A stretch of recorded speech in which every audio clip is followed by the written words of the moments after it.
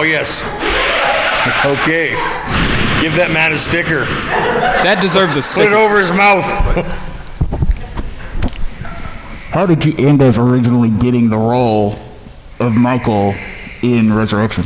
I had just finished 13 episodes of a low-budget kids show for Fox called Los Luchadors.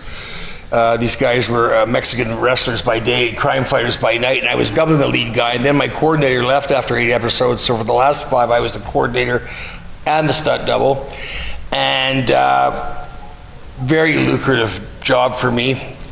And after 13 episodes, we all went off to look for other jobs, because on hiatus, you always, all the talk was they were going to come back for a second season. But anyway, one of the ADs that I was working with had gone to interview with the Halloween people, knowing full well that he wasn't going to take the job, but as a professional courtesy, and it's all about networking. But during his interview, they mentioned that they weren't sure who they were going to use for Michael Myers and who they were going to use for their Canadian coordinator to match with the American stunt coordinator, Jamie Lee Curtis's stunt double, Donna Keegan. And he says, oh, well, you should talk to him. Call Brad Loree. So I'm driving in my car. I get this phone call from a woman I've never heard of. Hey, Brad, this is Tracy Long. I'm the production manager at Halloween.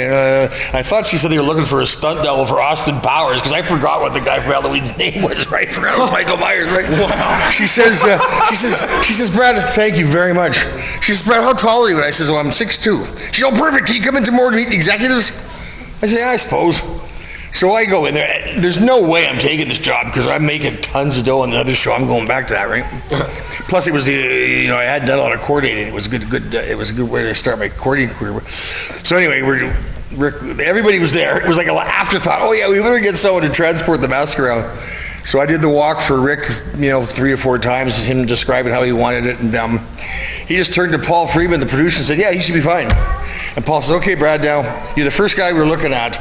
We've got plenty more to look at, but, if we decide to go with you, we're going to have to send you to L.A. to cast your head to build the mask. I go, wait a minute, I got to go to L.A. just to double some hummy actor? And they said, no, you're not going to double the guy. You're going to be the guy. And that's when the actor in me, the fan of Halloween in me, said, oh, Brad, you got to take this job.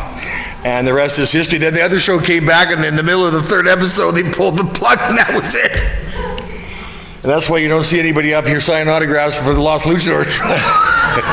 Hi, buddy. You missed me? You made it. Yeah. What a nightmare. Again, everybody. Ken Kirzinger. Hello. Thank you all for coming. Nice to be here. Yes, isn't it? Yes, we got started. Nice and warm. Got started. Yeah. I thought it was 11. It turns out it was. Anyway, I'm late. Fashionably late. Create a buzz. That's what Ken tells me. Create a buzz. Don't show up on time. Create a buzz. No one gives a shit if I show up. How many of you have been here before? Calm down. Everybody, just one question at a time. Now that Ken's here, all hands go up. Is there even one Halloween fan in here? Yes, as a matter of fact, yeah. There you go. Here they are. It's the people that know quality as opposed to quantity. I'm joking. I was bragging on you the whole time when you're in your absence. I could tell. Did you have to stop a whole big lineup of girls? Huge. It was. You smell nice. I still have somebody with a baseball bat down there just really swinging on the table. They'll come for him later. So you got some questions? Yeah, we had opened it up for him, for the audience to ask questions. Not one. Some guy breathed into the mic and that was it. Yeah, but he got a sticker for it, so there's that. Single, not single, girls, just so you know.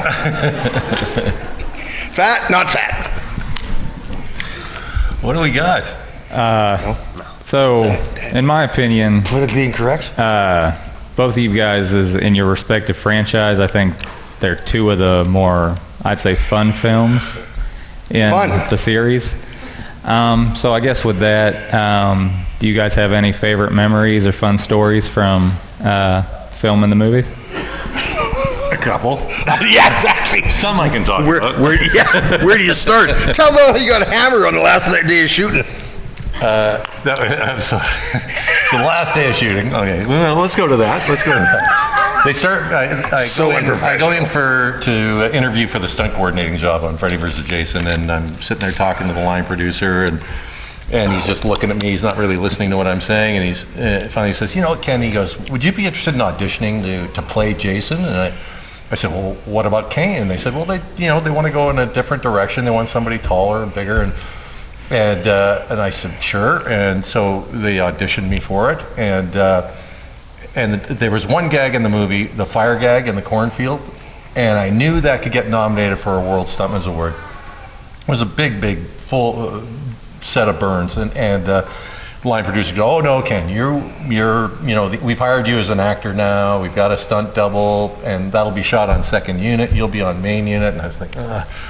So the end of the last night of filming, we're kind of celebrating a bit with Rick, my stand-in, and I think Glenn, the stunt double, was there too, and we had a bottle of Jameson's open, and kind of celebrating the last night of the thing. And then they came to me and they said, hey Ken, you're in the right costume for when Jason gets the van flips and he goes flying out, and Glenn, you're in the right costume for the hand coming out of the grave. And I go, oh, okay, I'm expendable now. Last night of filming. Glug. All right, let's go. I never heard that part of the story. That's funny. Yeah. No, but it was a lot of fun. Day one, walking on set, meeting Robert Englund, walking to the trailer, and he's getting his makeup on, and you never know how people are going to react, and stuff. But he was just a sweetheart right off the bat. And he goes, hi, Robert, I'll be playing Jason. And he goes, I'll be seeing you for the rest of my life. And I go, why is that? And he goes, conventions. I'll tell you all about it. And we went to Europe together to promote the movie after it came out, Robert and his wife Nancy. And there is no place in the world you can't go where people don't recognize him and hear his voice and know him instantly. And so he knows all the best restaurants, all the best hotels, and it was just a treat to experience, because I'm a stuntman, and here I am promoting a movie that I'm in, and so it was a really weird experience for me. And Robert and Nancy just made it so smooth and easy, and so I can't say enough about Robert, and real treat. Yeah. Well, not all at once, guys. Do I get to answer the question? Oh, yes, sir. Absolutely. For a stunt guy, I don't want to say it's a downgrade. For an actor, it's a bit of a downgrade if you have a part where you never see your face or you don't speak. But for a stunt guy, it was like having your name on the marquee. And I was just so in awe. I got along with everybody. I mean, all the actors and the kids, they were all so great. And meeting Jamie Lee Curtis and Busta Rhymes and Tyra Banks, I was just starstruck for the whole 6 weeks. And we just had a great time, and made a couple bucks, and I didn't know about conventions either, and now Ken and I get to go and travel the world doing these conventions, and hopefully horror will stay in the spotlight for a while, and we'll get to come and hang out with you guys. So it's great.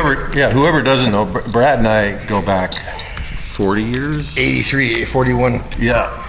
We were doing extra work on my very first film back in 1983. Yeah, so we've known each other a long time, and it's just funny how we both fell into these roles, and now we get to hang out together, be old stuntmen together. Yeah, old is the key word. What are you doing tonight? Going back to my room and going to sleep. We used to head straight for the bar and whoop it up and not go to sleep, but times they are changing. I'm sure if you go to the bar at the hotel, somebody will buy you a drink when you get in there. Oh, yeah. Yeah, I quit drinking, but I still drink soft drinks. That's right. Well, I mean, that counts. Yeah. I'll buy you a drink. All right, far out. Appreciate that. Fresca, please. Bruce Lee drank Fresca, so I love Fresca. Go. So, in each of your respective franchises, Halloween and Friday, what's the most dangerous stunt that you've had to do? Well, I did work on number 8 as Kane's stunt double and stunt coordinator on that. I didn't have to really do anything dangerous on Freddy versus Jason because we had a stunt double and stuff. But on number 8, there was a car hit where you got to stand there and you can't move, so the car is going to nail the front of your legs, and that's the worst thing that you want to do in a car hit. So I guess the short answer is the most dangerous stunt are the stunts that go wrong.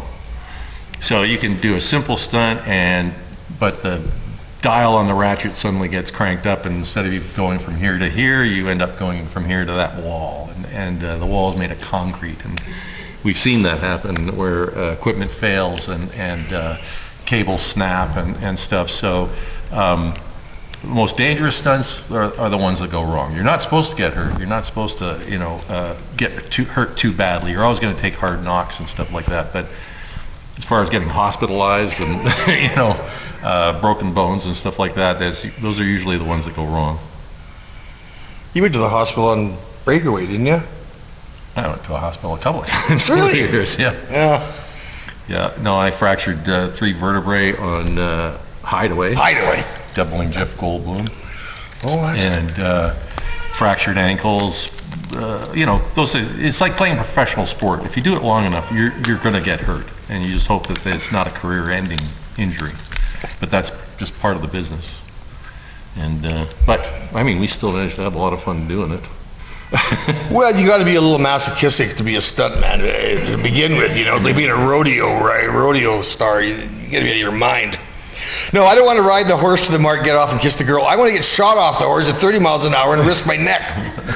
But in answer to your question, as far as the actual Halloween show movie, I didn't do anything dangerous. I mean, being close to the fire was not dangerous, but it sure was hot. And when Busta Rhymes kicked me through the window, that wasn't dangerous, but it sure was tricky because my shoulders and hips are this wide, and the window was this wide. So I had to somehow get through that window and kept hitting the wall on the rehearsals, but when we shot it, we had to put a lubricant on. Yeah. Whole lot of KY with the pump. Big pole. Yep. But when I was doing when I was hanging upside down, which doesn't sound dangerous, but like Donna said, if you hang up too long, you get your blood vessels in your eyes will start to pop and whatnot. So she was really good about getting me down every at least. I was never upside down for more than a minute at a time, which I really appreciated. Which stunts did you guys like, or kills did you like from the various movies Brad and I have done?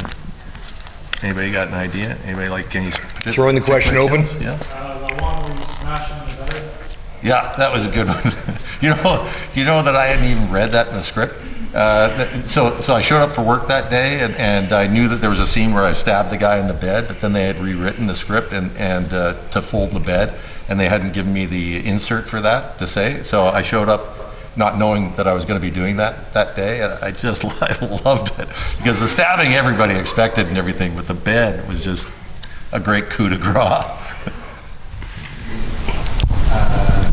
Would you say similar to taken over by Freddy, and you got to beat them up and just slice them? Yeah.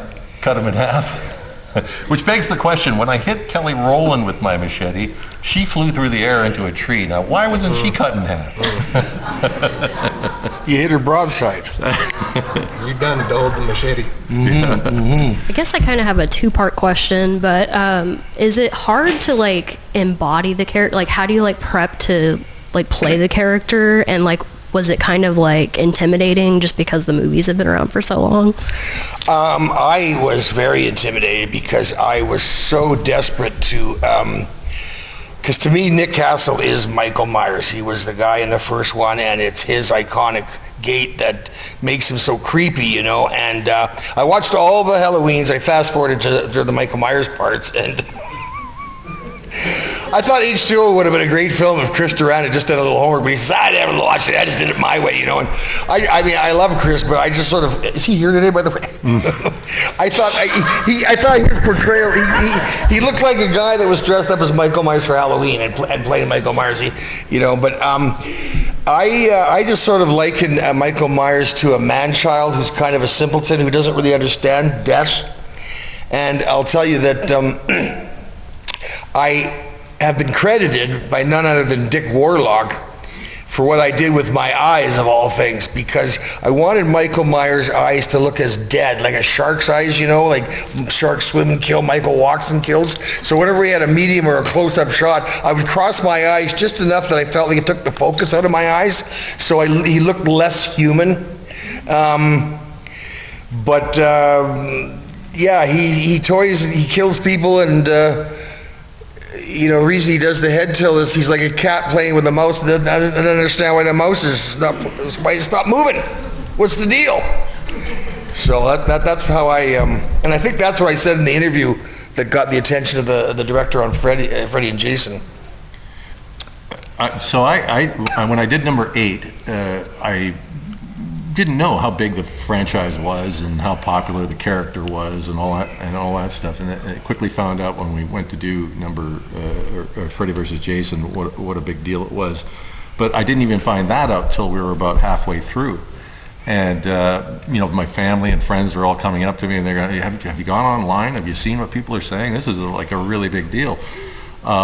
So I because I'd worn the costume before and sort of done it before, I wasn't intimidated going into the work. And then right at the end, I think we had just finished production and we came down to San Diego Comic-Con, and it was nuts. I mean, the fans were unbelievable, and that to me was really intimidating. So suddenly people want to know who I was, and as a stuntman, you're always in the background kind of thing. And but again, I had Robert right there by my side, and helped walk me through it and stuff. So I would say I was more intimidated at the end of the movie than the beginning of the movie. The movie itself was just so much fun to shoot for me because I had no dialogue. I didn't have to do any big stunts. I just had to show up on the day and do what I'm used to doing because I've done so many, and I call them suit jobs, right? I've done werewolf, Sasquatch, robots, zombies. So it's another costume, a suit job. But going into it, I was wondering, what did Ronnie want me to mimic any of the things any of the other guys have done in the past? Like, Kane has this kind of iconic, breath that he takes and stuff like that. And Ronnie said, no. He goes, this is want it to be completely different. And so he just had this idea of Jason moving super, super slow until he did something, chop somebody. I thought that was really effective. It was so weird because whatever you see on screen and when I'm walking and stuff like that feels like 10 times slower to me.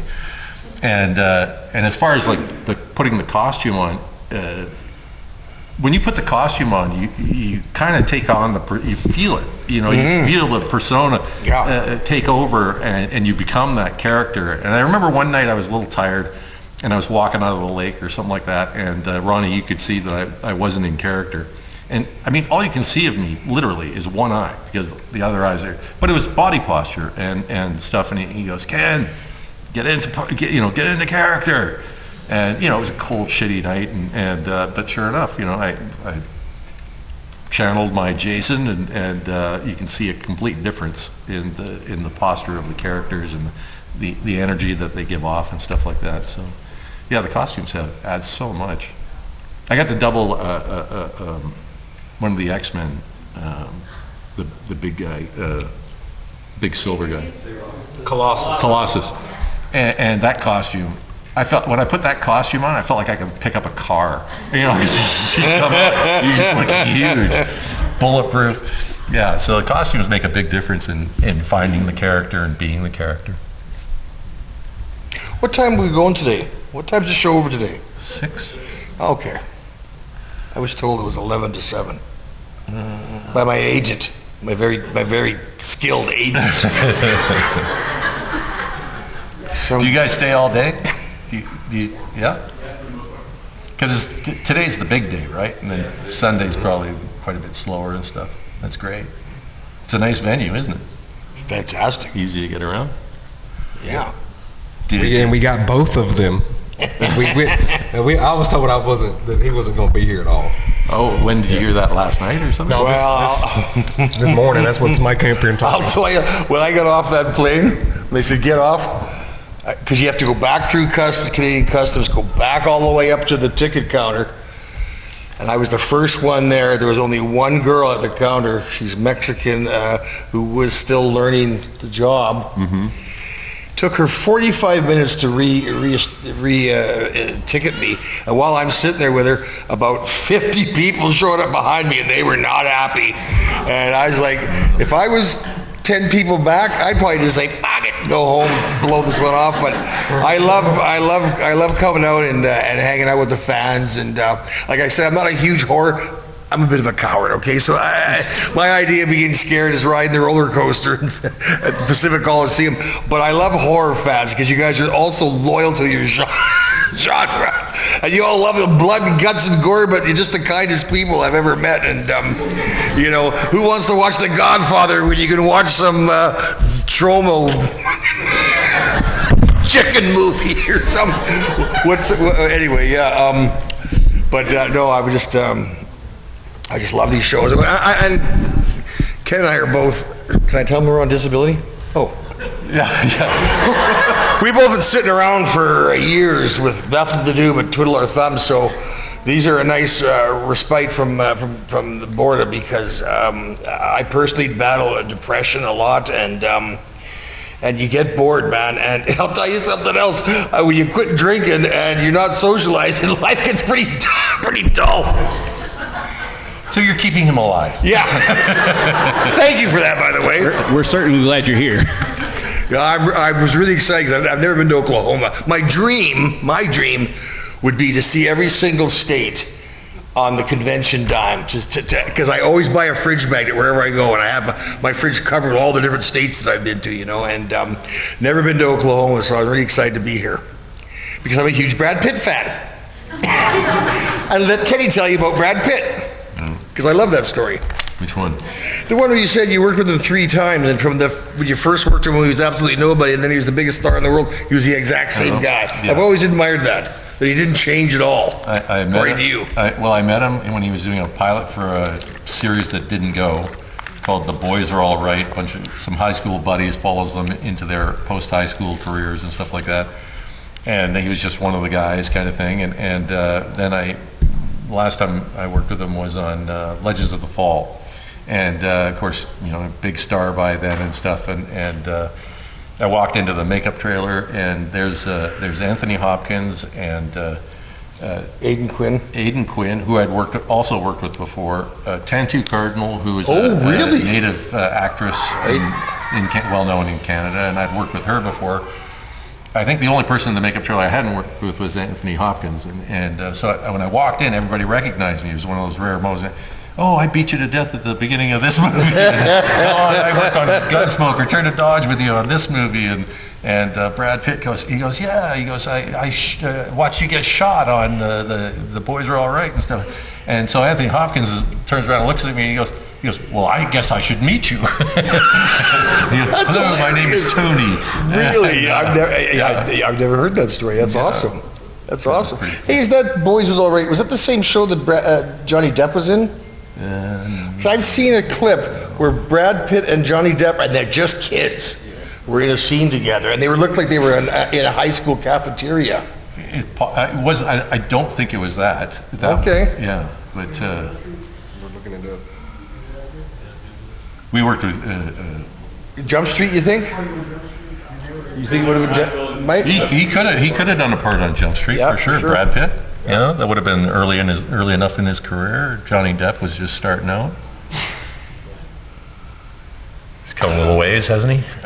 Well, I remember reading that Brad Pitt had one time worked as the local polo chicken guy. He had the chicken suit out front of the store with the sign in the boiling hot sun. Can you imagine? He told a story on a talk show the other day about almost getting fired because he'd been hired as an extra, as a waiter. Oh, yes, I saw that. And there's some other actors who, of course, later on in life, he had way better careers than. And but he thought, I'm going to sneak in a line. And so the actress turns to him and he goes, is there anything else you'd like? Cut. And the actress just gave him a dirty look like, you don't have a line. And they almost fired him on the spot there. He pulled a Charlie Andre. Yeah, he goes, well, do that one more time and you're out of here. We've got a friend that when we first started hanging out together, there was a third amigo. And when we were all working on Shanghai Noon out in Alberta, this guy kept yelling out from the bar before the big barroom brawl, but he kept yelling out lines in hopes that he would get upgraded, because there's actors, principal contractors where stunt people work, and then the stunt actor is another 50%. And myself and another guy got upgraded because we threw Jackie out of the bar. And I don't know if our lines made the movie, but this guy kept yelling out, which you could easily get run off for that. Easily. I'm surprised Brett never said anything to him. No. But it's coming from Charlie. What can you expect? You have to know Charlie. You have to know Charlie. Any other questions? So, I think that the stunt guys are basically the unsung heroes, especially of action movies, horror movies, the works. I mean, I admire what you guys have done for years and applaud you for it. With that said, we all know that they are the unsung heroes. Like, people really don't think about them much. So, with the Fall Guy that came out recently, right? Yep. What are your thoughts on how that may have brought the stunt guy, the stunt women, stunt people into more of the spotlight now? Well, so the director was a stuntman, and Ryan Gosling, he does a lot of his own stunts and stuff, and really likes stunt people, and that whole movie was sort of a love letter to stunt guys. You see the guys hanging out in the suits and everything like that, and it's very much like that. Stunt guys could spend hours in these rubber suits, in the heat and stuff like that, and fighting and whatnot. Some of them are passing out sometimes, and the actors, of course, have a cooling tent, and several people that look after them and stuff like that. But no, I enjoyed it, and hopefully some of you guys saw it too. Did anybody remember the series Fall Guy? So when I was getting into stunt work, I flew from Vancouver to LA to look into getting into stunt work. It turns out the next door neighbor to my sister, who was living in Los Angeles, was the props master on Fall Guy. So he introduced me to a stunt guy on the show, and he gave me the phone number of a stunt guy that he knew back in Vancouver. I came back to Vancouver, got into the stunt business, and about 2 or 3 years later, Fall Guy came up to Vancouver to shoot. It was during the Winter Olympics, and Vancouver was playing for another European city. But actually got to work on the Fall Guy series while it was in Vancouver. So yeah, it was very fun. I had a Fall Guy T-shirt, and somebody stole it. Have you or anybody here, have you seen the new Fall Guy movie? Yeah, I've seen it. Is it any good? Like I say, it's a love letter to stunt people. It's a good summer fair, movie. Yeah. Has anybody here seen the 8-minute clip that Ben Stiller, Tom Cruise, and John Woo did for the MTV Awards years ago called Mission Improbable? It's on YouTube if you haven't seen it. To me, it so defines how stunt people are looked at in our business, in my opinion. It's okay, he's a stuntman? Yes. He's harmless. He doesn't want us to say it. He goes, he's harmless. How's he going to fall 10 feet to concrete and not get hurt? It's okay. He's a stuntman. Oh, it's so funny. Ben Stiller's awesome. Yeah. Anyway, I have to poop. Really? Yeah. That's awesome. Well, I had to race. I had to race here from flight to flight, and now I'm racing from the airport. I haven't even gone for. Do you want to go and I'll just stretch for you? Oh yeah. You can entertain the troops. How long was it supposed to go for? An hour? About 45 minutes. All right, but I can hold it. Look, there's a bathroom literally right. Like, is there? Go out that door and see it. No, I'll be fine. Hang on. No, I'm kidding. It comes and goes when you get old. I'm in my 60s. I gotta poop. You stand up. No, not poop. I gotta pee. You walk up to the urinal and nothing happens. Bro, you look good for in your 60s. Thanks, babe. What's your name again? Chris. Uncle Nancy. Uncle Nasty. You're in his will. Far out. Yeah. And congratulations on your sobriety. That's not easy. No, brother. I finally gotten serious about it. I've got myself a good friend sponsoring me, and he's taking me through the big book one syllable at a time. But I'm really getting the message now, and because with the boredom and depression, I know if I ever relapse again, I might not make it back. I could easily end up on Skid Row, and because that depression is just, it's brutal. I would rather experience any 5 negative emotions than depression. When I hear of other people that are depressed, it brings tears to my eyes because it's an awful feeling. I think I inherited it from my father. He has suicidal thoughts all the time. And we to laugh, but my dad and my mom were married for 24 and a half years. And then a big real estate crash came in the early 80s, and Dad went bankrupt. Went from multi-millionaire welfare in 8 months, ran off with another woman, and my mom, being the good Christian that she is, sat in her little apartment and waited 20 years for him to come back. He did. And they just celebrated on July 3rd their 20th anniversary for the second time. Of course, Mom kind of regrets it because my dad's so narcissistic. But anyway, he battles depression. But when I was 7 years old and sneaking beers behind his back, he says I didn't want to be a drunk around my kids, so he quit drinking. He hasn't drank since 1967. So I wish I had his willpower. Any questions? You do. You don't just know it. Yeah, that's true. You're absolutely right. Thank you for being brutally honest about that, though, because I deal with cosplayers and the mental health issues. So hearing on top like that, I deal with a lot of teens. I'm a substitute teacher. Wow. My cousin's in Australia. Yeah. I got a cousin that just moved to Australia. Sorry to interrupt, honey. No. Y'all are so funny, and for y'all to be funny and to be in horror, what would you say is your funniest blooper in your career as a stuntman, not as the actor part? That's a decent question. Yeah, it's a great question. Blooper, because I got a few of them. That's why I always... I love bloopers too. I probably watched Seinfeld bloopers more than I've actually watched the series, and I've watched the series a million times. Blooper. This one isn't about me. but it was a blooper's a blooper. Go ahead. Yeah. Well, so we were doing a big gunfight with Jacob Rupp, stunt guy we both know. And Jacob was one of the older stunt guys, and he's playing a cop, and he's supposed to run into this room where there's a shootout, and he's supposed to get shot in the head. Well, he's got a policeman's cap on, and they put the squib, the squib underneath the hat, and the hat was tight on his head. And it was just like somebody took a hammer and hit him in the head with it, because he walks in the room and he goes to shoot his gun. The squib goes off, and he just drops to the ground, like knocked unconscious. And so then they moved the squib, I think, and he came in to do it a second time. He had this big knot on his forehead. Oh man! But he was so flinchy, even though the squib wasn't there. He walked in the room and he goes. He didn't shoot his gun, he went, bang! and he was waiting for the squid to go off on his head. He goes, bang! Like this. Cut, we got to do it again.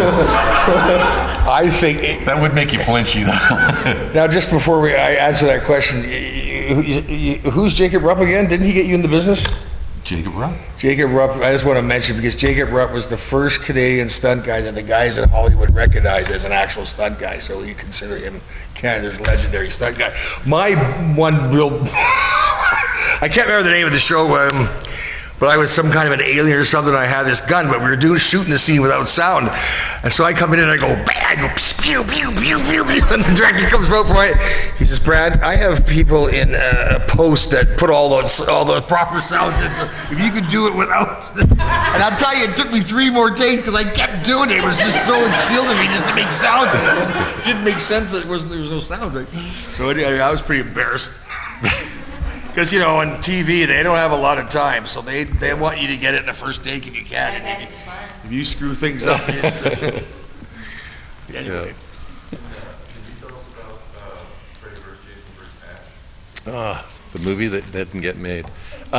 When we were doing the promotional thing in Vegas, the fight promotion thing, I don't know if you remember that, but they came to us right then and there and said, we're going to do another one, Freddy vs. Jason vs. Ash. Are you in? And they were getting Ronnie Yu, and Robert was there, and we both said we're in, and so we were thinking, in a year or two we'll be cranking that out, but they couldn't get the rights from Raimi, and I think he had a series in mind, which he did, and I don't know how keen Bruce was to come on board either. I don't know if it excited him. Have you talked to him about it? I haven't. No, I haven't spoken to him about it. I think maybe Robert has, but I thought. I still think that a cool thing to do would be to create a new character as an homage to the fans. Bring a fan into the movie. Like I had this idea where you've got in the Freddy Jason universe, you got this kid. He's the outcast kid from school kind of thing, a loner, and he keeps these scrapbooks on everything that's written on Freddy and Jason. And he gets, picked on at school one day, and he decides, these guys started out as mortal human beings. How did they become these supernatural killers? So he goes on a quest to go back to Elm Street and find new information and Crystal Lake, and of course he learns more and stuff like that. But to take a fan and create a new character, I think would be very cool. You don't need a Pinhead or all that would be great, because obviously you bring their fans into it and stuff like that. But I just think after all the franchises of Elm Street and Friday the 13th, I think it would just be a great opportunity to thank the fans and for keeping this all going, because it's you guys that do it. Mm-hmm. I'm sold already. Yep, there you go. Yeah. That's cool. I had somebody come up and tap me on the shoulder earlier. Yes. I'm sorry. What would you name the new killer? I don't know. It would have to, it'd have to depend on the character you developed. But. So my question is, with you guys both playing probably the biggest horror icons, what's another horror icon that you both would like to play? Oh, what a good question. I'd like to play Dracula, because he gets to suck on a lot of necks. I was thinking, Kenny, is that no one has ever asked us about Blackburn. Right, yeah, we did a little horror movie. For a friend of ours that was directing, and he wanted to take cachet on our horror notoriety, so to speak, but it wasn't a very good film, and it ended up on iTunes. Yeah, it's out there. Blackburn Asylum or something.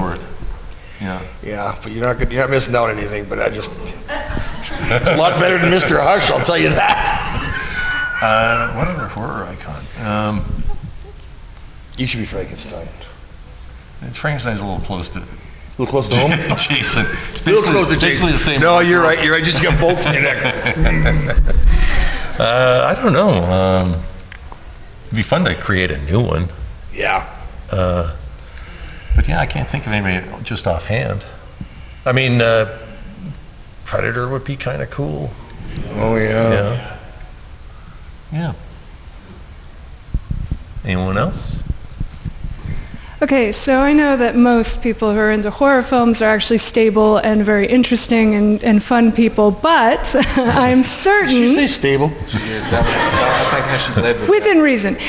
So I'm sure, though, that there has to be the occasional fan that comes up that has had some interesting mental issues or whatever. Have you ever been scared or had an interesting interaction with a fan?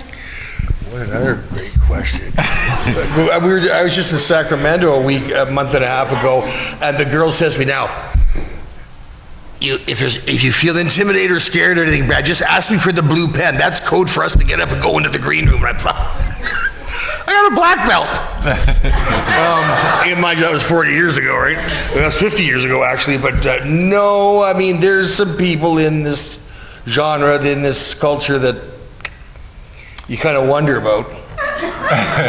Over to you. I've never felt... Weirdo. I've never felt... I mean, when there's a really sharp machete at the table and somebody looks a little unstable, walks up with it kind of thing, that I kind of take a little extra notice.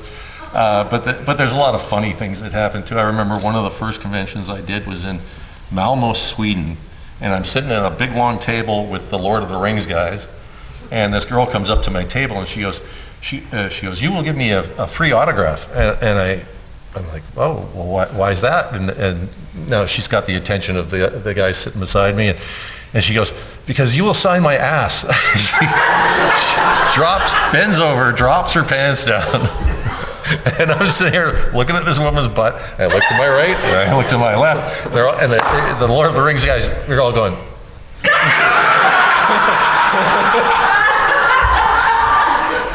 Just put her right down here.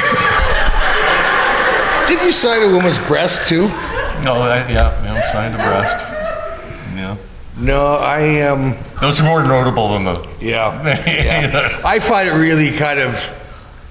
Well, it's kind of an honor when people come up to you and say, "Hey, can you autograph my arm?" And then they rush off and get it tattooed on their body. I've only done that like 2 or 3 times. My son has my autograph on his arm somewhere. Yeah.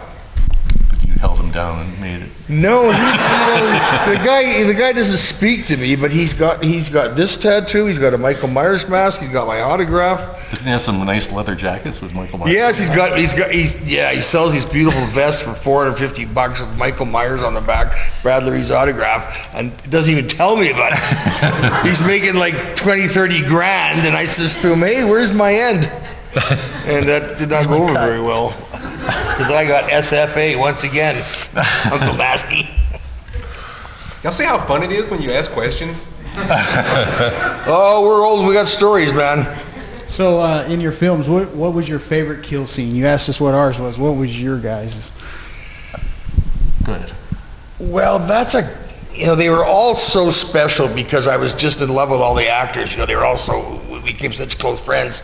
But I liked, apart from when Jamie falls to her death after kissing me, I think when I cut off Katie Sackhoff's head, because I just thought it looked very real. I was really impressed with the job they did. What was the British special effects guy? Anyway, he did a terrific job. And I love Katie too, so. But that was my favorite kill, I would say. Did you work with her on Battlestar Galactica? I was on the set with her one day. Yeah. There's a few, but the folding bed is definitely one. The cutting the guy in half in the hallway was the way they set that up was okay. So they made a torso. It was completely rubber dummy for the part where it gets cut in half, obviously. But it was held together with toothpicks, and there was a small gap that my machete could go through. So I start the swing, and we cut, and then the machete gets inserted into the beginning of the cut, and then I just have to push through, and then they had all these, the blood or whatever, and the dummy would get cut in half. But if you didn't push all the way through, or screwed that up, it was a huge reset and stuff. So, but I think that one turned out really well. So I think those are the two from that. But there's been some good. I like. There's a werewolf movie I did called Bad Moon. And I played the werewolf in it, and there was a kill in there that I liked where at the beginning of the movie, the guy's in the tent making up with the girl, and she's naked, and the werewolf rips a hole in the side of the tent and grabs the girl out, and he's got her up at arm's length like this, and then he just takes the claw and just swipes her, and she goes to the ground and stuff. And I thought that turned out really well. That was a combination of actress, stunt girl, and a dummy. But yeah, you have to check that out. Bad Moon. I just remembered another one from Halloween that at the very beginning, the second person I kill is the guy that set up the cameras with the tripod. And that guy was a guy named Brad Savon, and he was a local actor. He just kind of fell into acting, and he just loved being an actor. And I used to play hockey with him, and a couple of years after we did the Halloween film, we ended up being roommates together. But this was 2004, and in that year, things changed in the film industry, and we all went from working 3 to 5 days a week to 3 to 5 days a month if you were lucky. And Brad got so depressed, he never came out of his room. And he would lay in bed on his side, and he had a little TV on a chair turned this way so he could watch TV while he's laying in bed. And after a couple of years, he went back out to Alberta to get a plumbing ticket to have sort of a safety net because his brother was a plumber. But he was only out there a few months, and then we got word that he had died. And the story is that he bled out in his sleep, which may be true because he was a pill addict. But we think the circle of friends, we think he might have actually taken himself out. And I love the guy. And when I moved in with him, he said, we're going to watch hockey together, and we're going to watch movies together. And I never saw the guy. He was up in his room. We went up, there's three of us, the other guy goes into his bathroom one day, and here he's got this towel bed of empty vodka bottles, and then a towel bed over here of full bottles, and he's washing this vodka down. He's washing a dozen perks a day with this vodka and Powerade. That's why he's coming down to get some Powerade. But he was, anyway. That kill scene is very special because whenever I see it, I get emotional because I really loved Brad. I would like to pitch an idea of Jason versus Michael. With you two. Right? Both of you two. It would be like Battle of the Mimes. Yes. Marcel Marceau and company, yes. Well, guys, I appreciate you guys asking the questions. Get these guys up here telling y'all these cool stories that we didn't know. Y'all have fulfilled y'all's time obligation. If you want to run to that, I'm going to go and build a little Michael. Thank you, guys. Thanks so much for coming. God bless. Enjoy the rest of the show. Hope we see you downstairs.